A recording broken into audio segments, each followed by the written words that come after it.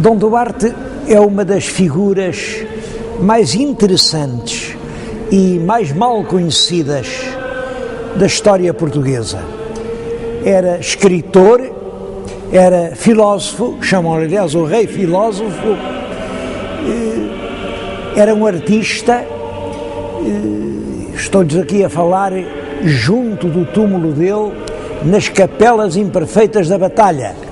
As Capelas Imperfeitas são uma ideia dele. Cada uma destas capelas devia conter o túmulo de um dos reis de Portugal. Nos reinados seguintes ainda as obras continuaram, mas no reinado de Dom Manuel os gostos já eram completamente outros e realmente as capelas ficaram incompletas.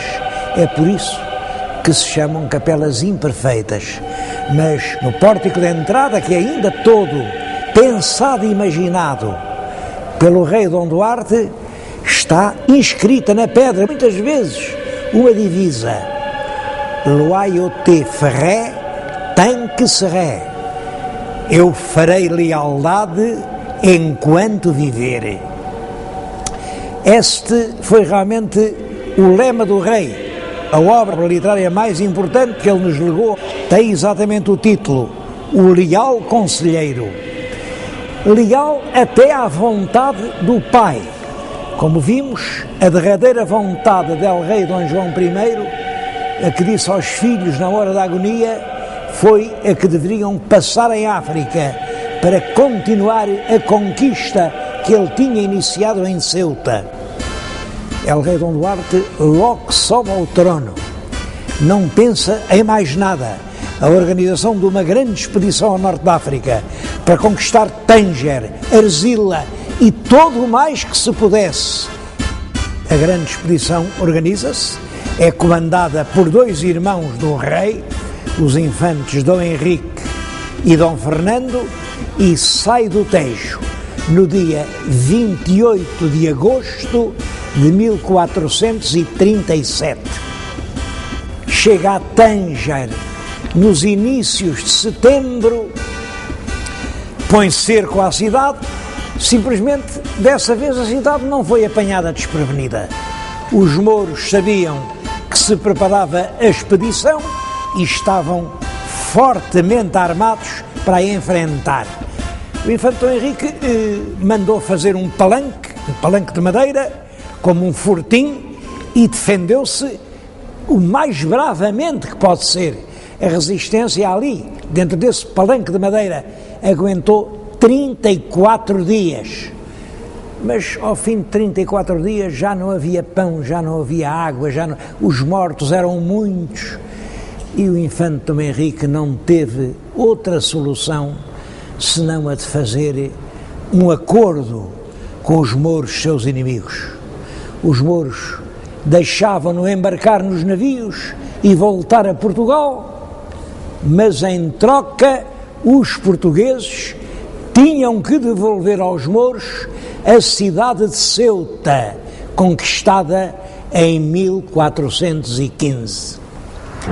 Para garantir a palavra que o infante Dom Henrique deu, deixou lá como reféns o irmão, o infante Dom Fernando.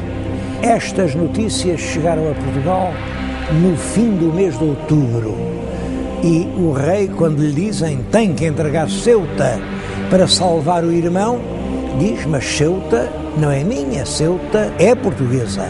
Quem tem que responder não sou eu, são todos os portugueses.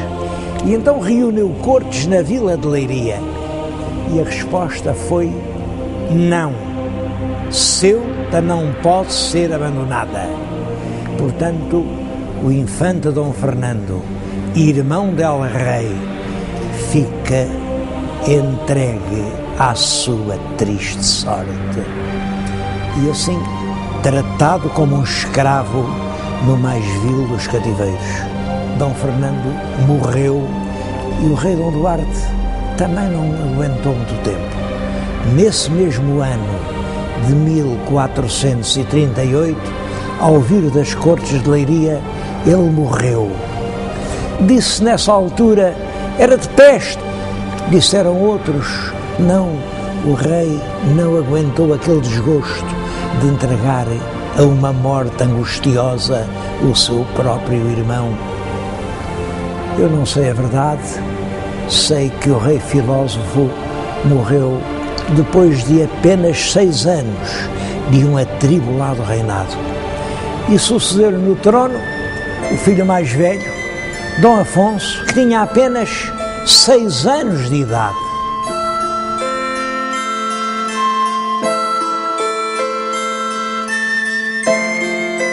Esse período da regência do infante Dom Pedro é uma época de paz e de progresso para Portugal.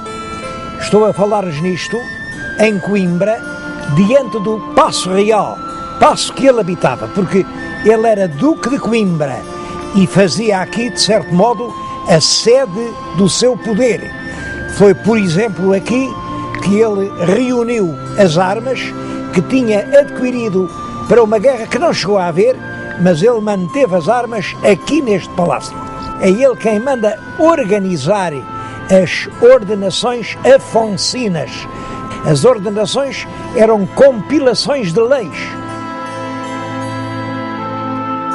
A regência tinha começado em 39. Em 46, o jovem rei fez 14 anos, que era a idade que se considerava mínima para poder exercer o poder real. O infante entregou-lhe o poder, mas de uma forma um bocado simbólica, porque realmente quem continua a governar é o infante Dom Pedro, até que, 2 anos mais tarde, os nobres convencem o moço Dom Afonso a exigir o poder para si. E assim é. Dom Pedro, fora do poder, começa a ser objeto de provocações, de pressões por parte dos grandes fidalgos, até que se dá a tragédia do combate de Alfarrobeira, na qual o regente perdeu a vida.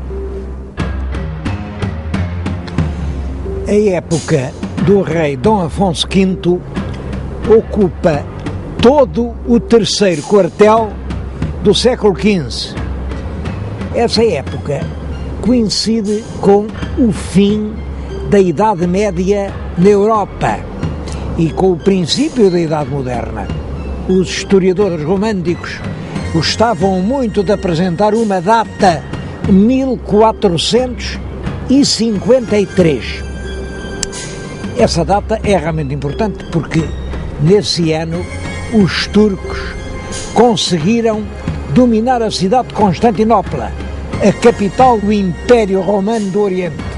Esse feito comoveu profundamente toda a Europa cristã e, é claro, o Papa fazia grandes apelos a todos os reis cristãos. É preciso combater o turco, é preciso lutar contra os inimigos da cristandade. O jovem Dom Afonso V foi dos reis que mais ouvidos deram aos apelos do Papa e resolveu dedicar uma grande parte do seu reinado à conquista do império em África. Ele realmente conquistou a cidade de Alcácer Seguer, depois fez 2 tentativas fracassadas para conquistar Arzila. Arzila era a chave para ocupar Tânger, para vingar a morte do infante Dom Fernando. À terceira, conseguimos realmente ocupar a cidade de Arzila, embora com um pesado preço de sangue, e quando os portugueses tomaram Arzila, os mouros saíram de Tânger, porque realmente defender Tânger já sem Arzila era impossível. É assim que o rei muda o seu título, ele até aí era rei de Portugal, e Dom Afonso V passa a chamar-se rei de Portugal e dos Algarves, da Aquém e da Além-Mar. Mas é também no tempo de Dom Afonso V que se inicia a grande gesta nacional dos descobrimentos. Essa gesta está ligada a um nome, o nome do infante Dom Henrique, que era tio de Dom Afonso V. Eu vim falar-lhes nele aqui em Sagres. O que estão a ver é o promontório de Sagres. Mais longe fica ao cabo de São Vicente, e é aqui, nesta penedia, nesta falésia mística, que o infante Dom Henrique mandou construir a Vila do Infante. Eu devo dizer que hoje não sei ao certo onde seria a Vila do Infante. O que é certo é que ele viveu aqui no Algarve, esteve aqui em Sagres, e foi a partir daqui que ele dirigiu a Empresa Nacional dos Descobrimentos. Os escritores do século XIX criaram à volta disso uma verdadeira lenda mística. O infante aqui, nesta penedia, a olhar ao longe o mar, com os seus grandes sonhos de império. Outros inventaram a Escola de Sagres. Bem, não há nenhuma Escola de Sagres. O infante nunca deve ter perdido tempo aqui nesta penedia. O infante era um homem realista, era um homem que sabia bem o que queria. Por reação a essa lenda romântica, vários historiadores do século XX tentaram diminuir o papel do infante Dom Henrique na obra coletiva dos descobrimentos. Bom, e disseram, não foi só o Dom Henrique, também foi o Dom Pedro. É verdade, é verdade. E o infante Dom Henrique já continuava uma obra vinda de trás, porque já no tempo do Afonso IV a gente foi até aos Canárias, tudo isso é verdade. Mas também é verdade que esses historiadores estavam ao sabor de um vento que soprava no seu tempo, que era desfazer os heróis. Eles tentavam apagar a lenda de heroísmo que fez do infante Dom Henrique o príncipe do mar, o infante de Sagres, o homem dos descobrimentos. Inicialmente a sua grande preocupação eram as Ilhas Canárias, porque as Canárias deviam ser portuguesas, porque já dizia o Dom Afonso IV que o primeiro rei cristão que mandou para lá uma armada foi o rei de Portugal, foi ele, Dom Afonso IV. Bom, a verdade é que o Papa deu as Canárias a um príncipe espanhol. Por isso, o infante Dom Henrique fez várias expedições para que as Canárias fossem portuguesas. E é num desses regressos de uma expedição às Canárias que o infante Dom Henrique manda ocupar umas ilhas que se viam ao longe, umas ilhas que já vinham em mapas antigos dos italianos, é a Madeira e Porto Santo. É importante que o grande colonizador da Madeira é o Zarco. O Zarco era um escudeiro do infante Dom Henrique, portanto, um criado da casa do infante Dom Henrique. E a Madeira revelou-se rapidamente uma grande fonte de riqueza. Foi de lá que vieram os grandes mastros que se punham nos navios maiores, porque lá havia florestas imensas. Dava tudo. Era a terra da promissão. Dava as uvas, dava um excelente vinho, que chegou até hoje a fama dele. É depois da Madeira que o infante Dom Henrique manda ocupar umas outras ilhas azuis que se iam no horizonte, e assim começa a ocupação portuguesa dos Açores, também com o escudeiro do infante Dom Henrique, que é o primeiro a ocupar a ilha de Santa Maria e a seguir a ilha de São Miguel. Depois o infante toma a peito descobrir todo o litoral africano. A primeira grande viagem é a de Gilianes, em 1437. É ele quem ultrapassa pela primeira vez o Cabo do Bujador.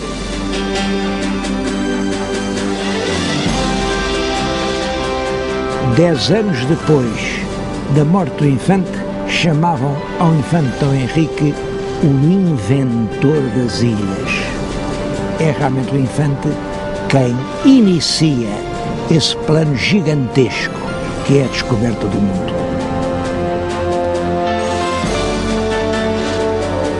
Em Espanha morreu o rei Henrique IV e, naturalmente, o trono ficou para a descendente, que era uma filha de 12 anos, Dona Joana.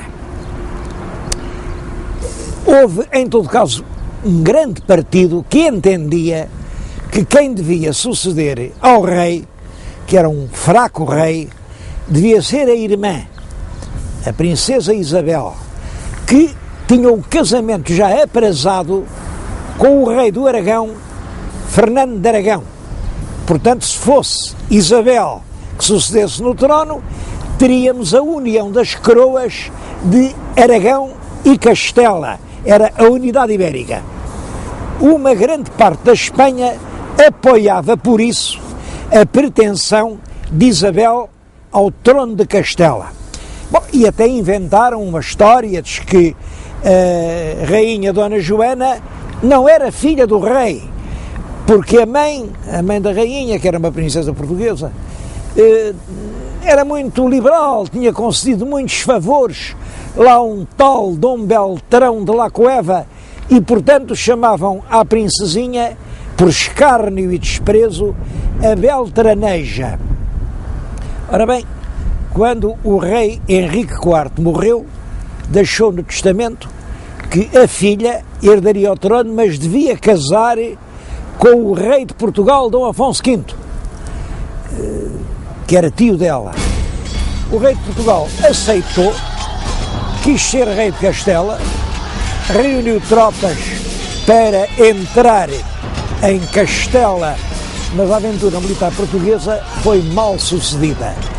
E numa batalha, a Batalha de Toro, em 1476, as esperanças portuguesas ficaram definitivamente perdidas. O nosso rei ainda foi tentar pedir a ajuda do rei de França, mas o Luís XI não lhe deu ajuda nenhuma e o nosso rei, amargurado, resolveu ir acabar os seus dias na Terra Santa. Mete-se a caminho e mandou uma carta para Portugal, para o Dom João II, que entretanto estava aqui, encarregado do governo, dizendo-lhe que ele ia para a Terra Santa e que Dom João II deveria subir ao trono e assumir o governo do país.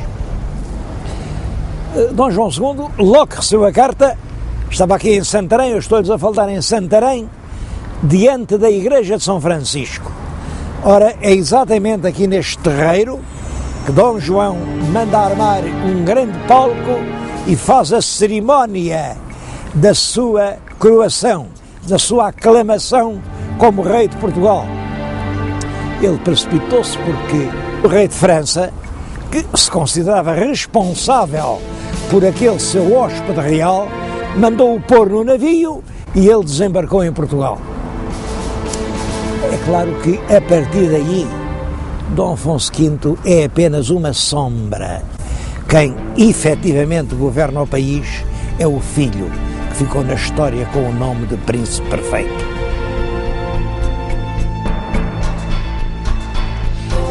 A paz entre os reinos de Portugal e Castela foi finalmente estabelecida no ano de 1479, pelo Tratado das Alcáçovas. Dá-se-lhe esse nome porque o acordo foi assinado num velho Palácio Real do Alentejo, o Paço Real das Alcáçovas. O que é realmente importante neste tratado não é a simples paz, é que, ao mesmo tempo, delimitou-se a zona de influência marítima entre os reinos de Portugal e de Castela. E delimitou-se desta forma. Pensa-se numa paralela, a paralela que passa na altura das Ilhas Canárias. Ora bem, Canárias abaixo, o direito de descoberta é de Portugal. Canárias arriba, o direito de descoberta pertence a Castela.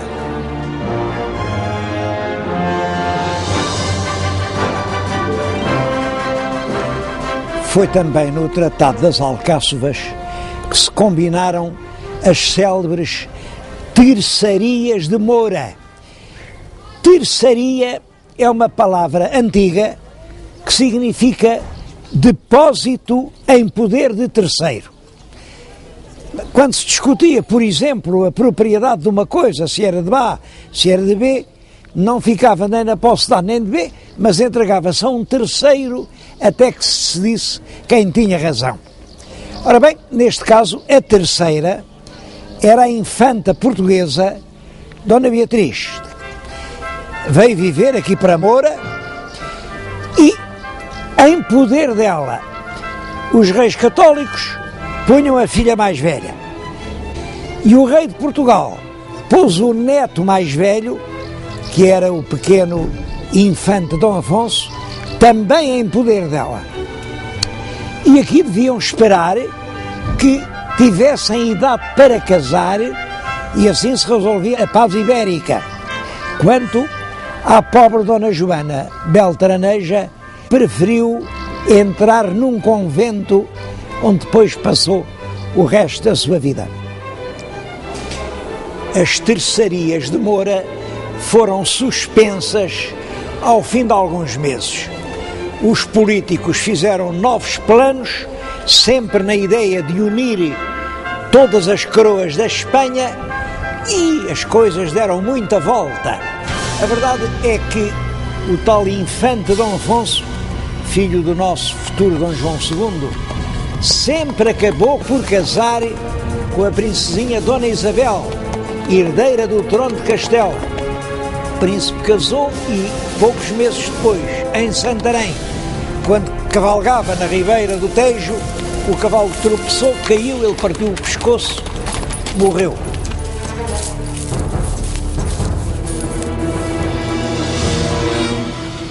A viúva, que era muito jovem, veio a casar ainda com o nosso rei Dom Manuel. Mas também esse casamento não teve sorte nenhuma. Chegaram a ter um filho, mas a rainha de Portugal morreu do parto desse seu filho, ao qual deram o nome de Dom Miguel da Paz. Mas também esse menino não durou muito. Morreu com 2 anos. Entretanto, os últimos anos do nosso rei Dom Afonso V, que vão desde a paz das Alcáçovas até ao fim da vida, são uns tristes anos. Era um rei que já realmente não reinava. Toda a gente sabia que ele tinha só um projeto, era ir recolher-se no claustro do Varatojo e passar ali como monge os últimos anos da sua vida. Entretanto, Dom Afonso V vem a Sintra, deve ter entrado aqui debaixo deste arco, vinha com calor, era verão, pediu uma bebida fresca e morreu pouco depois. Morreu porque os amigos do rei disseram, bom, foi uma morte natural, morreu porque morreu. Ele não era velho, tinha 50 e poucos anos, mas morreu. Os inimigos de Dom João II disseram, morreu porque o filho o envenenou. Foi peçonha que lhe deram a beber. O Marquês de Montemor, que era irmão do Duque de Bragança, dizia isso a quem o queria ouvir. Andava lá por Castela a acusar o Dom João II de ter assassinado o próprio pai. Dom João II, que sempre negou, deu ordem para que o julgassem e o condenassem à morte. Depois encarregaram os escultores de fazer uma estátua que parecia exatamente o Marquês. Trouxeram-no aqui em Abrantes e no lugar, provavelmente em frente da Torre de Homenagem, cortaram a cabeça da estátua. Era isso que se chamava a execução em estátua. Diz-se que o Marquês, quando recebeu a notícia, teve um desgosto tão grande que morreu. Dom João II herda a coroa portuguesa em 1481. O país estava cheio de problemas e talvez o problema mais urgente de todos fosse, nessa altura, o da pobreza da coroa. O rei Dom João II costumava dizer, meu pai deixou-me rei das estradas. Dom Afonso V deixara a coroa na miséria e deixara de rastos a própria autoridade real. A preocupação dominante do novo rei é, portanto, restaurar essa autoridade e, para isso, ele segue uma política. Procura abater a força da nobreza, dirigindo-se ao homem que representava a própria nobreza, o mais ilustre fidalgo do país, o Duque de Bragança, Dom Fernando II. Eram ambos bisnetos de Dom João I. Além disso, o Duque de Bragança, Dom Fernando e a Rei estavam casados com duas senhoras irmãs. Eram, portanto, parentes muito próximos. A verdade é que o Duque foi acusado de estar envolvido numa conspiração contra o Rei, foi julgado por um tribunal constituído inteiramente por juízes escolhidos pelo Rei e foi condenado à morte. Eu estou a contar-lhes isso aqui no palácio em que ele viveu. Chamam esta sala a Sala dos Duques. Hoje é o Museu de Caça de Vila Viçosa, onde os duques viveram antes da construção do palácio, que hoje é o Paço dos Duques. Os documentos que o rei diz ter apreendido nunca foram publicados. Tudo indica que realmente se tratava apenas da coroa se apoderar do imenso património de terras que constituía já então a Casa de Bragança. O sacerdote que confessou o duque momentos antes da morte colheu estas últimas palavras que depois publicou. Perguntou-lhe se quer algum recado e o duque disse-lhe: olhe, diga a ela, rei, meu senhor e meu primo, que terror sem amor não leva a parte nenhuma.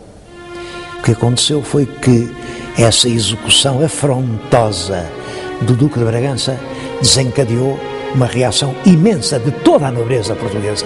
E então sim, houve uma grande conspiração contra o rei. A conspiração foi descoberta há tempo. O Duque de Viseu, Dom Diogo, que era irmão da rainha e era primo direito do rei, e que vivia aqui no Castelo de Palmela, onde eu agora lhe estou a falar, foi chamado ao Paço Real em Setúbal e o rei mandou abater a golpes de punhal o bispo de Évora, Dom Garcia de Menezes, que fazia parte da mais alta nobreza portuguesa, foi metido aqui na cisterna que está debaixo daquela torre e horas depois deu-lhe uma dor muito grande e morreu envenenado. Execuções sumárias, prisões, acusações suspeitas, fugas aflitivas de centenas de pessoas encheram o país de terror. Realmente, Dom João II ficou por isso sempre um rei polémico. Os admiradores chamaram-lhe o príncipe perfeito. E não há dúvida de que lhe devemos dois grandes serviços. O primeiro foi reconstituir a autoridade muito abalada do Estado. O segundo serviço é que é Dom João II quem tem o projeto da descoberta do caminho marítimo para a Índia. Como sabem, o problema era este. A Índia era a região produtora das especiarias.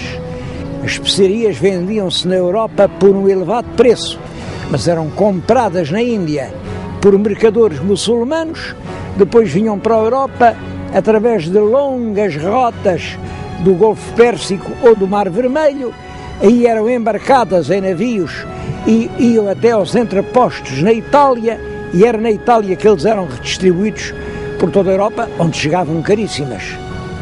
Ora, se fosse possível comprar na Índia e desembarcá-las em Lisboa, no Terreiro do Paço, nós ficaríamos nas mãos com o melhor negócio do século.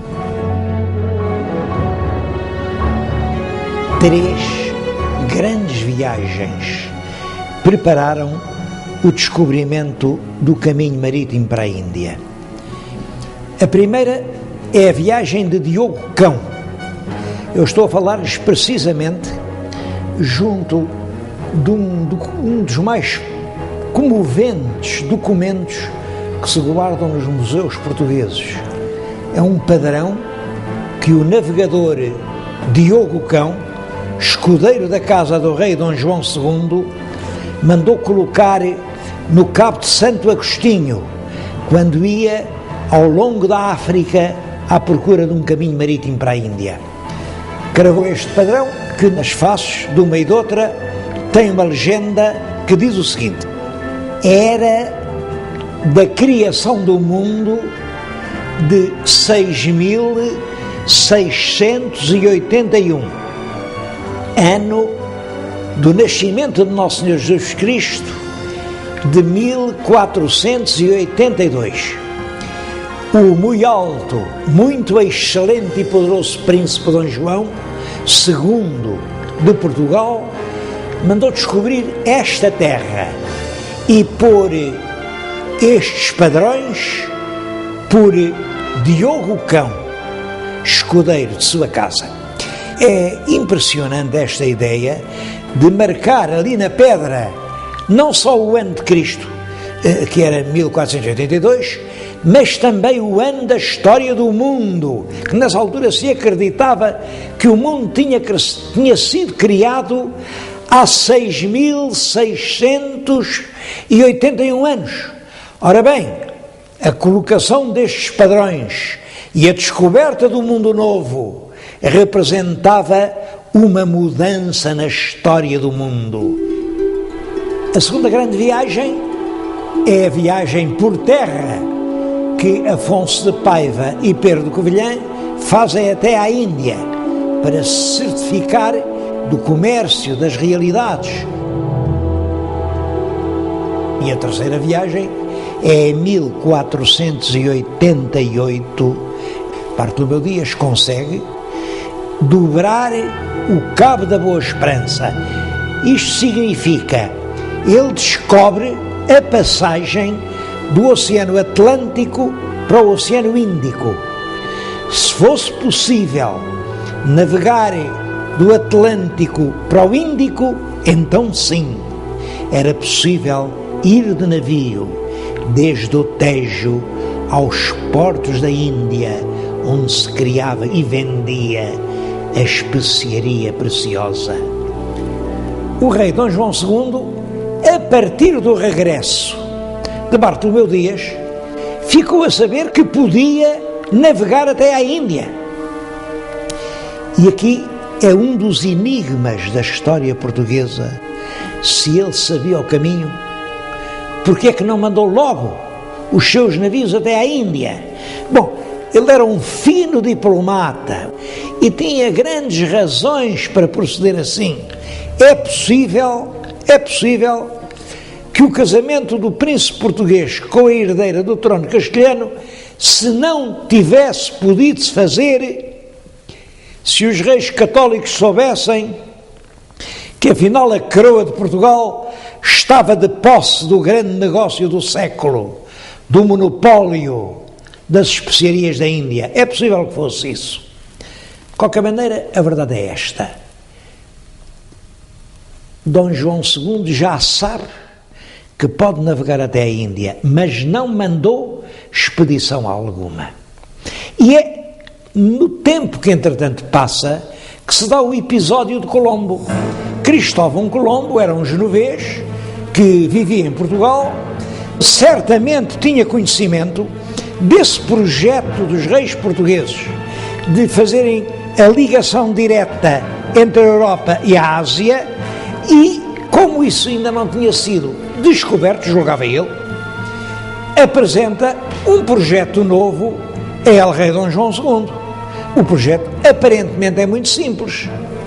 Se o mundo é redondo, para ir à Índia, tanto se pode navegar para o Oriente, no sentido de nascer do Sol, como para o Ocidente, porque numa esfera todos os caminhos vão dar ao mesmo ponto.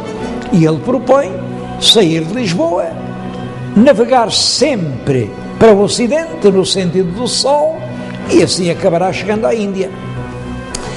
O nosso rei Dom João II viu o projeto, mandou-o estudar pelos seus cosmógrafos e rejeitou. Disse: não, o seu projeto não nos interessa. Cristóvão Colombo vai para a Espanha e oferece esse mesmo projeto aos reis católicos. E os reis católicos aceitaram o projeto. Realmente deram-lhe navios, deram-lhe uma tripulação, navega sempre no sentido do sol e acaba por chegar a umas terras que não estavam nos mapas e que ele pensa que são as ilhas japonesas. Dali à Índia não é longe e, portanto, acredita que realmente descobriu as Índias, e é essa notícia que manda para a Espanha. Colombo, depois da descoberta lá das suas Índias, não volta à corte dos reis católicos, volta à corte de Dom João II e vai dizer-lhe: eu já descobri a Índia. Bom, e a verdade é que ele faz-se acompanhar por os indígenas de uma cor parda e tem o cabelo liso. O cabelo não é encarapinhado como eram todos os nativos que o rei Dom João II conhecia. E pensou o diabo, se calhar estes são mesmo da Índia. E disse ao Cristóvão Colombo: bom, mas essas ilhas que acabas de descobrir são da coroa de Portugal, porque nós temos um tratado com Castela, que é o Tratado das Alcáçovas, que diz que tudo o que ficar para baixo do paralelo das Canárias pertence à coroa de Portugal. Colombo diz que naturalmente que não, ele navegou ao serviço dos reis católicos e, portanto, aquelas ilhas pertencem aos reis católicos. E Dom João II vai entabular negociações com os reis católicos para estabelecer as áreas de influência, para marcar o mar português e o mar castelhano. E é assim que se estabelece o Tratado de Tordesilhas. Agora a linha divisória já não é uma paralela, é o meridiano que passa 370 léguas a ocidente das ilhas de Cabo Verde. O que ficar para oriente dessa linha pertence à coroa de Portugal. O que ficar para ocidente dessa linha pertence à coroa de Castela. Ambas as partes ficaram muito contentes com esse acordo, porque tanto uns como outros julgaram que tinham enganado o adversário.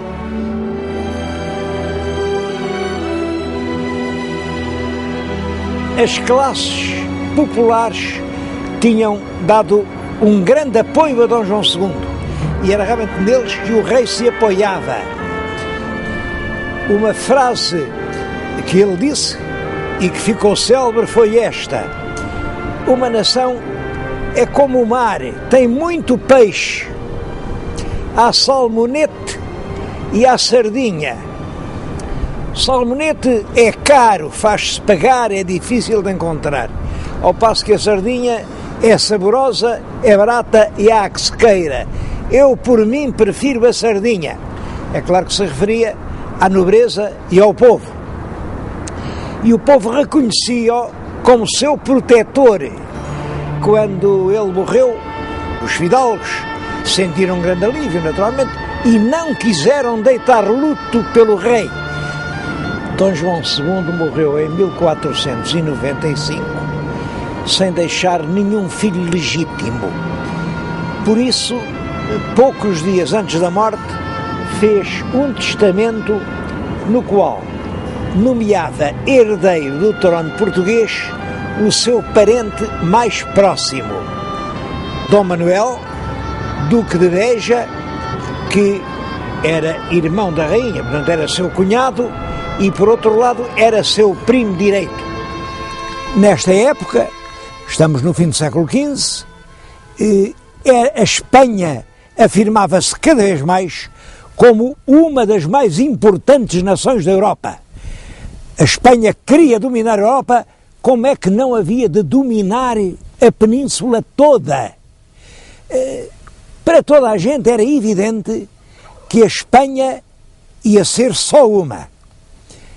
O que se podia discutir era o papel que Portugal ia ter nessa unidade. Íamos ser assim uma nação satélite, marginal, aqui com um vago governador de Portugal, ou poderíamos ser a nação cabeça, com a capital em Lisboa e a coroa das Espanhas na testa do rei de Portugal? Era isso que estava em discussão. Ora, o rei Dom Manuel teve exatamente do mesmo modo que o antecessor, Dom João II, o projeto de unir todas as coroas da Espanha sob o cetro del rei de Portugal. E foi para isso que ele casou com uma filha dos reis católicos que podia vir a ser rainha de Espanha. Mas esse casamento teve um preço odioso. É que os reis católicos tinham como projeto prioritário a unidade da Espanha, mas uma unidade sob todos os aspectos. E foi por isso que eles, no dia 30 de abril do ano de 1492, mandaram arautos a todas as cidades da Espanha a proclamar que todos os judeus ou se convertiam, ou saíam, ou morriam. Perante aquela intimação, eles realmente saíram de Espanha. Devo dizer que os judeus em Espanha eram, nessa altura, centenas de milhares. Foram muitos desses que se vieram fixar aqui. Eram mercadores, eram juristas, eram matemáticos, eram astrónomos, eram médicos, eram professores, eram pilotos do mar alto. De certo modo, eram eles os quadros mentais do país. Eram eles quem geriam os grandes negócios. Portanto, a economia do país estava nas mãos deles. É muito possível que os reis católicos tenham compreendido o perigo que resultava desse verdadeiro êxodo de quadros. A verdade é que se o rei Dom Manuel casava com a possível herdeira dos tronos de Espanha, Dom Manuel vinha a ser rei de Espanha. E então os judeus tinham sido expulsos de Espanha, mas estavam aqui no Reino Unido, era como se ficassem lá dentro. Bom, seja como for, uma coisa é certa. Os reis católicos, para o nosso Dom Manuel poder casar com a filha, impuseram uma condição. Antes de casar, tinha de expulsar todos os judeus de Portugal.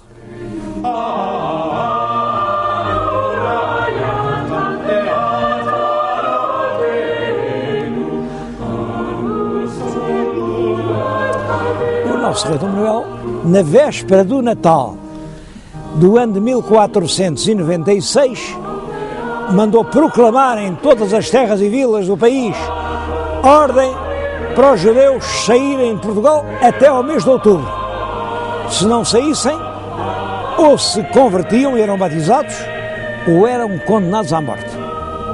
Mas, ao mesmo tempo, também deu ordem para na fronteira não deixarem passar judeu nenhum, para nos portos marítimos não deixarem embarcar nos navios judeus nenhuns. E, é claro, assim chegou o mês de outubro, os judeus não tinham podido sair de Portugal. Aí ele, uma vez que estavam cá, obrigou-os todos a batizarem-se. Esse batismo forçado fez-se em todo o país e eu penso que foi realmente um dos momentos mais infelizes da história de Portugal. Porque então, como agora, não há rei nenhum, não há lei nenhuma, não há força nenhuma que obrigue um homem a acreditar naquilo em que realmente não acredita. Por isso, os judeus, batizados à força, ficaram cristãos por fora, mas judeus por dentro. O rei Dom Manuel sabia bem que era assim. Mandou fechar fechar todas as sinagogas do país e decretou durante 30 anos: ninguém pode ser incomodado por motivos religiosos. Acreditava ele que 30 anos depois já ninguém se lembrava sequer que tinha sido judeu. Enganou-se, porque as sinagogas fecharam,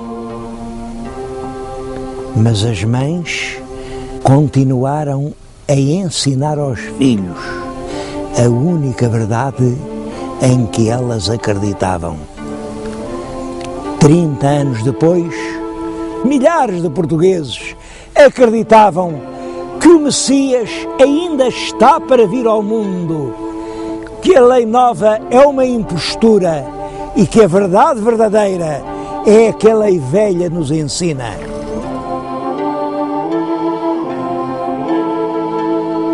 O reinado de Dom Manuel será um dos mais gloriosos períodos de toda a história de Portugal. Em primeiro lugar, é um tempo de reconciliação. Os nobres imigrados, que eram muitos, voltaram a Portugal, a Casa de Bragança foi restaurada, todos os imensos bens que lhe tinham sido confiscados e que agora pertenciam à coroa foram-lhe restituídos.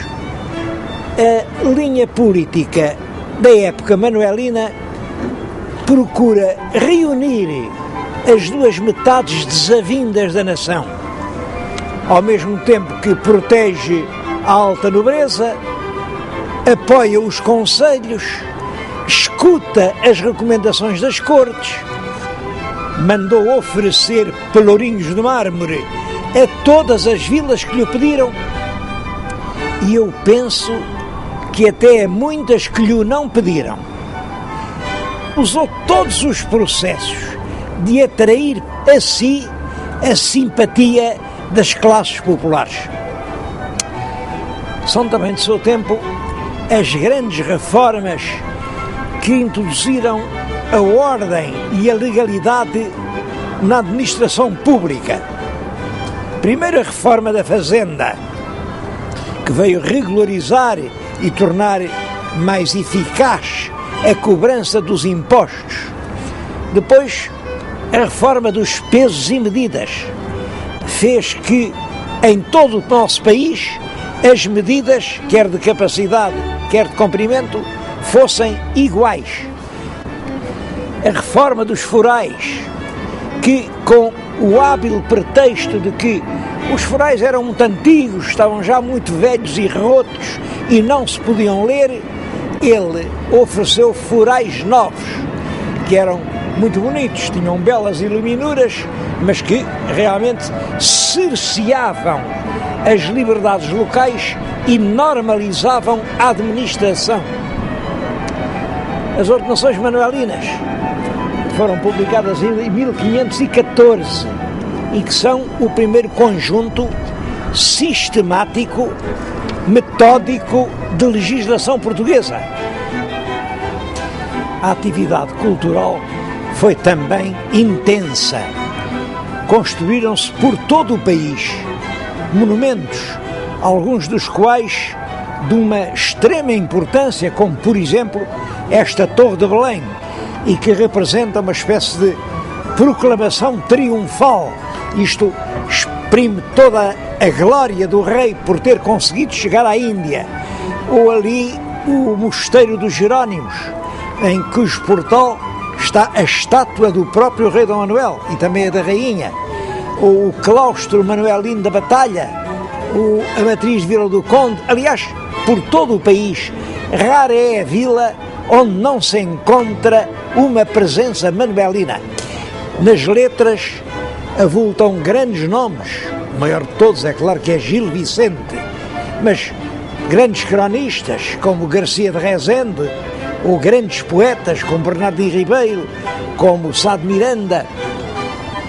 Mas é claro que o facto mais notável de todo o reinado, mais notável pelas consequências que veio a ter na história portuguesa das décadas seguintes, foi a descoberta do caminho marítimo para a Índia. Assim, pelos fins do verão do ano de 1499, entrou no Tejo o que restava da frota de Vasco da Gama, que tinha partido 2 anos antes. Os navios vinham carregados de especiarias e, sobretudo, traziam uma surpresa que se fez estremecer as bolsas de toda a Europa. Afinal, era possível carregar diretamente nos portos da Índia os navios e descarregá-los aqui nos portos das cidades europeias. Claro que o rei não perde tempo. Manda organizar agora uma grande armada, 13 grandes naus, comandadas por Pedro Álvares Cabral, e manda-os caminho da Índia. Mas na viagem de ida, por alturas da Páscoa do ano de 1500, eles avistaram umas terras novas, a que puseram o nome de Terra de Veracruz. Um escriturário que ia a bordo de um dos navios, que era Pero Vaz de Caminha, registou com muitos pormenores todos os acontecimentos dos primeiros contactos entre os navegadores portugueses e os selvícolas que encontraram na selva brasileira. Esse documento é uma das obras-primas da nossa literatura de viagens e já com toda a razão se lhe chamou a certidão do nascimento do Brasil. Essas novas terras a ocidente desenvolveram-se rapidamente com a ação dos portugueses. A colonização sistemática e oficial ordenada pelo rei só começa, todavia, em 1530, com a fundação da cidade de São Vicente e a instalação do primeiro engenho de açúcar. É certo que, passados mais de 20 anos, um outro grande navegador português, Fernão de Magalhães, tentou encontrar uma outra rota para chegar da Europa à Ásia. Era a rota do Estreito de Magalhães. Saía-se do Atlântico, entrava-se no Pacífico, atravessava-se todo o Oceano Pacífico e entrava-se no Índico. Mas a verdade é que essa rota revelou-se impraticável para a navegação comercial e a Rota do Cabo continuou a ser a única. O comércio das especiarias orientais ficou assim nas mãos dos portugueses e a cidade de Lisboa tornou-se um importante centro de comércio marítimo. Deixou de ser uma pequena cidade quase ignorada na Europa para ser realmente uma grande cidade europeia. E a partir dos portos indianos, os portugueses expandiram-se numa imensa zona no Oceano Índico e no Oceano Pacífico. Missionários e mercadores portugueses penetraram na China e, depois de várias tentativas, em 1557, o mandarim de Cantão autorizou-os a instalarem-se definitivamente na cidade de Macau, cidade que veio a ser, até ao princípio do século XIX, o principal e quase único entreposto que ligava a China à Europa.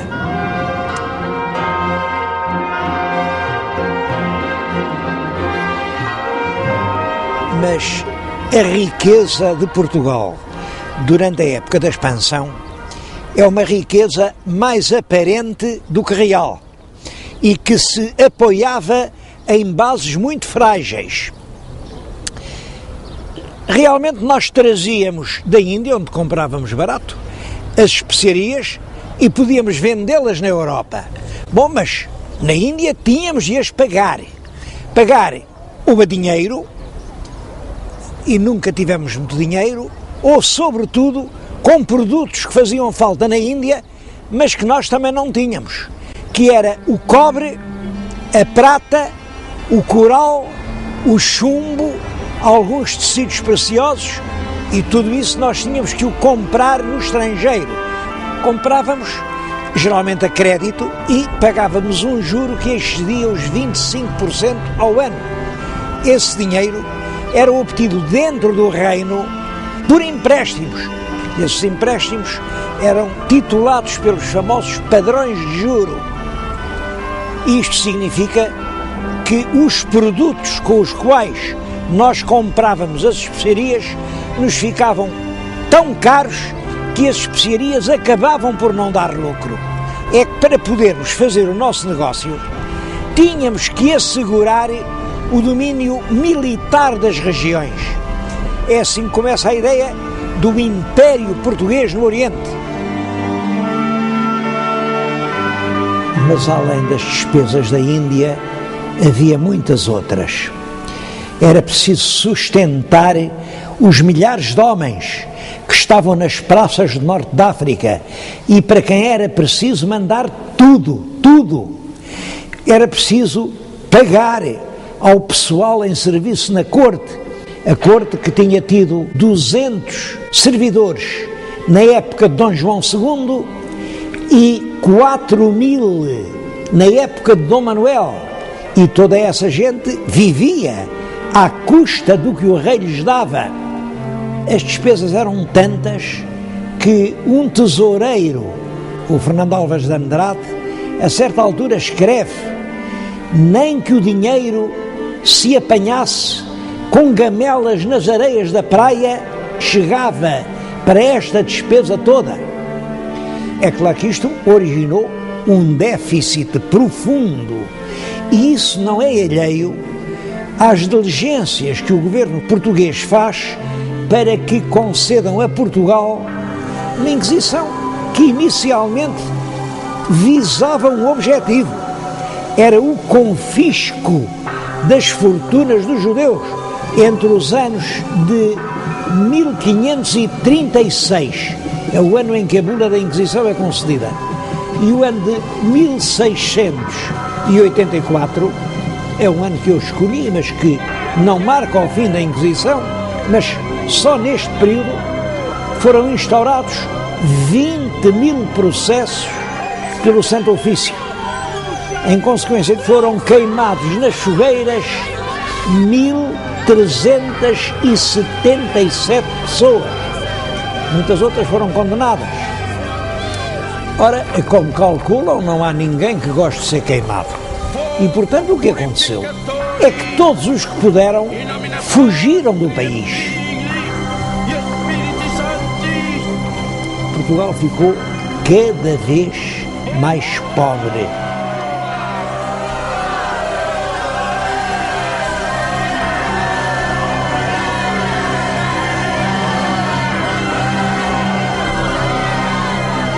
E é em plena crise que morre o rei Dom Manuel, que lhe sucede no trono o filho mais velho, que é o rei Dom João III, e como o rei Dom João III, à data da morte, não tem nenhum filho, quem lhe vem a suceder no trono é um neto que, quando herda a coroa portuguesa, tem apenas 3 anos de idade.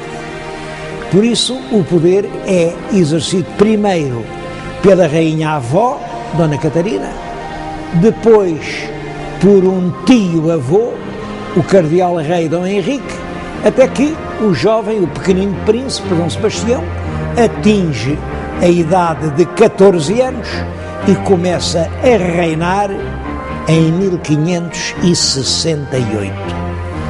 Devo dizer que é um reinado que dura apenas 10 anos. El Rei Dom Sebastião foi rei a sério, desde os 14 até aos 24 anos, porque em 1578 ele realiza o grande projeto da sua vida, uma expedição militar em que empenhou todos os recursos do país, vai até ao norte da África e tenta recuperar para a cristandade o Império Marroquino.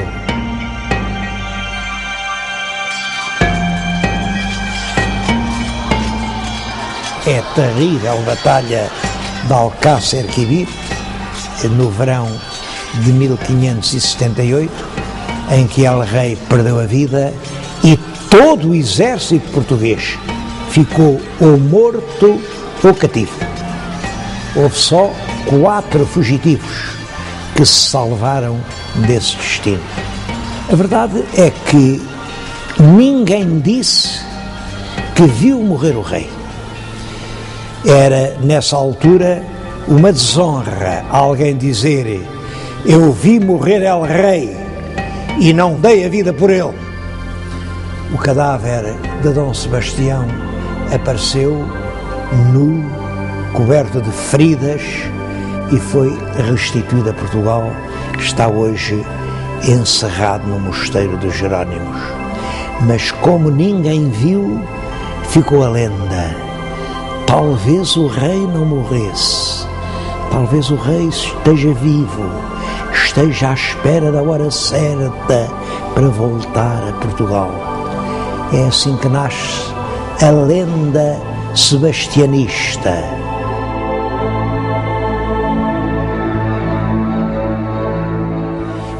Foi durante o reinado de Dom Sebastião que foi publicada em Lisboa, em 1572, uma obra que depressa viria a ser reconhecida como um dos pontos mais altos atingidos pela poesia portuguesa. Estou a falar dos Lusíadas, de Luís Vaz de Camões. É um exemplar da primeira edição. É um livro raríssimo. O tema da obra é a viagem de Vasco da Gama para a Índia, mas a propósito da viagem ele consegue contar toda a história de Portugal, e por detrás dos versos grandiosos que se referem a esses temas vê-se que está também a narrativa da sua vida de escudeiro perseguido, torturado, que percorre o mundo e a quem é negado o justo prémio dos serviços que ele sabe estar prestando à pátria. Esta obra tem a maior importância. Primeiro porque depressa ela se identificou com uma espécie de consciência portuguesa. A camada culta dos portugueses viu nos Lusíadas o livro nacional. Claro que Camões não fez apenas os Lusíadas, mas foi este o único livro que ele pôde publicar em sua vida. Ele deve ter morrido em 1580 e 15 anos depois, os admiradores reuniram num volume as poesias líricas que andavam dispersas por vários cancioneiros. A primeira edição, também hoje muito rara, é esta: Rimas ou Ritmas de Luís de Camões. É claro que apresenta aqui apenas uma parte da obra lírica do grande poeta.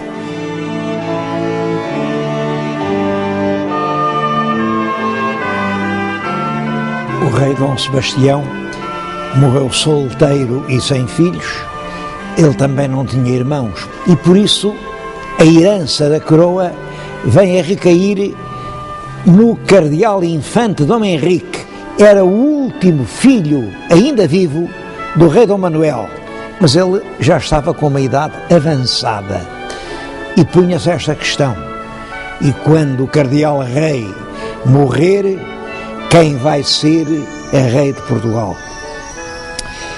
Dom Henrique resolve reunir cortes em Almeirim para resolver essa questão que preocupava todos os portugueses. Claro que quem teria direito ao trono seria um neto do rei Dom Manuel. E Dom Manuel tinha vários netos vivos, mas os 3 cuja candidatura era mais séria eram Filipe II, que era rei de Espanha, mas era herdeiro por via feminina, a duquesa de Bragança, Dona Catarina, portanto herdeira por via masculina, e era Dom António, prior do Crato. Esse era varão e era filho do infante, simplesmente dizia-se que não era filho legítimo. Quase toda a nobreza, sem exceções, defendia a candidatura de Filipe II, porque o país estava realmente necessitado de auxílio. O povo entendia que entregar a coroa portuguesa ao monarca estrangeiro era abdicar da nossa independência. Por isso, apoiou a causa do Dom António Prior do Crato. Chegou mesmo a aclamá-lo rei em Santarém e trazê-lo até Lisboa. Foi um reinado efêmero, porque, entretanto, morreu o cardeal Dom Henrique, sem nada ficar assente, mas ele nomeou uns defendidores para dizerem quem teria mais direito à sucessão real. E os defendidores pronunciaram-se a favor de Filipe II, rei de Espanha.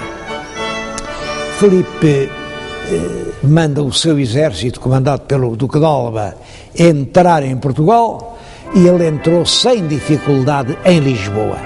E é assim que começa a terceira dinastia. Chama-lhe dinastia filipina, porque os três reis que a constituíram, Filipe II, Filipe III, Filipe IV, todos eles chamavam Filipes.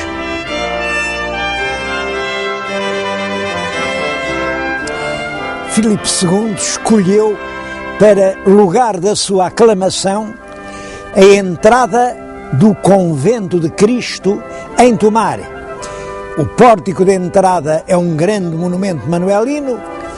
A torre que se vê aqui é o monumento dos Templários, vem do tempo de Dom Afonso Henriques. Portanto, tudo isto tinha uma forte carga simbólica. Era o próprio coração histórico de Portugal. Filipe fez ainda questão de jurar, cumprir uma série de obrigações. Eram 25 capítulos, cada um com uma obrigação. E aí ele prometia respeitar os usos, costumes, foros e privilégios de que o reino de Portugal sempre tinha gozado. Prometia que as cortes relativas a assuntos portugueses só podiam reunir dentro de Portugal. Prometia que se houvesse vice-rei ou governador em Portugal, teria de ser português. Todos os cargos, altos e baixos, em toda a administração do Estado, só podiam ser providos por portugueses. Todas as guarnições das fortalezas, quer aqui no Reino, quer no ultramar, só podiam ser formadas por soldados portugueses. Todos os tratos da Índia e da Guiné, e as feitorias, e o comércio, tudo isso ficava a pertencer exclusivamente aos portugueses. Na moeda, os cunhos e armas seriam apenas os de Portugal, sem qualquer outra mistura.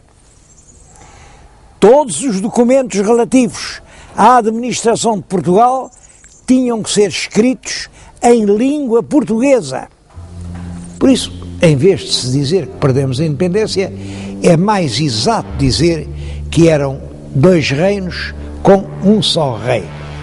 Realmente, numa Lisboa sem rei, sem corte, muitos nobres vão viver para a província. E da província eles assumem a administração das suas propriedades, agora ajudados por feitores e caseiros. Bom, uma outra grande parte da propriedade pertencia ao clero e às ordens religiosas. Juntam-se outros fatores de depressão. Por um lado, é a perseguição constante que durante esse período a Inquisição faz às pessoas que eram acusadas de criptojudaísmo, isto é, que diziam que continuavam a ser judeus. Isso provoca a saída do país de muitos milhares de pessoas. Também por essa altura é a colonização e a exploração económica do Brasil que entra num grande ritmo, e isso atrai gente de todas as províncias do reino. Pode-se dizer que o reino quase se despovoou. Mas a consequência mais grave do domínio filipino foi que nós perdemos a nossa tradicional posição de neutralidade europeia. Nos conflitos europeus, esses conflitos eram fundamentalmente entre a Casa da Áustria e a Casa da França. E Portugal, entre as duas, permanecia neutro. Mas agora nós éramos um dos vários Estados da Casa da Áustria. E, portanto, isso atraiu-nos a inimizade e os ataques de todos os inimigos dos Áustrias, que eram a Inglaterra, que eram os Países Baixos, aos ataques franceses ao Brasil. Os ingleses na Índia ocupam-se das nossas possessões e isso teve consequências muito negativas para o comércio português. É claro que os ataques ao Brasil e a necessidade de nos defendermos obrigaram a certa altura a Espanha a impor impostos pesados para a defesa brasileira. E quando o Conde Duque de Olivares, ministro Filipe IV, vem tentar cobrar impostos, isso provoca uma rebelião, principalmente no Alentejo, e que teve a sua sede em Évora. Não se sabe ainda hoje ao certo quem eram os chefes da rebelião. Sabe-se que os papéis que apareciam aqui nas esquinas da cidade a dar instruções para a revolta vinham assinados pelo Manuelinho de Évora, um pobre tonto irresponsável. Toda a gente sabia que o Manuelino não fazia nada daquilo, mas a revolta ficou conhecida com o nome de Manuelinho de Évora. Foi em 1637. Os Filipos, com alguma dificuldade, isso ainda demorou algum tempo, conseguiram debelar a revolta popular e os nobres mantiveram-se sempre à margem. Mas em 1640, quando os nobres são chamados para ir tomar parte na repressão da revolta da Catalunha, porque a Catalunha tinha-se revoltado contra a monarquia espanhola e os nobres portugueses foram chamados para ir tomar posição no exército que devia reprimir essa revolta. Esse facto levou, naturalmente, os nossos fidalgos a pensar: a guerra por guerra é melhor fazê-la em Portugal do que longe, lá na Catalunha, um assunto que não nos diz nada. E foi assim que deflagrou em Lisboa a revolta do 1º de dezembro de 1640. Como sabem, chama-se a essa revolta a Restauração. Os nobres conjurados tinham ido a Vila Viçosa e tinham convencido o Duque de Bragança, Dom João, a aceitar a coroa portuguesa. Dom João era o neto daquela Dona Catarina que, em 1580, se tinha apresentado como pretendente à coroa portuguesa. Dom João aceita, depois de alguma hesitação, ditada pela prudência, e é assim que se inicia a 4ª dinastia, que vai desde Dom João IV até à proclamação da República em 1910.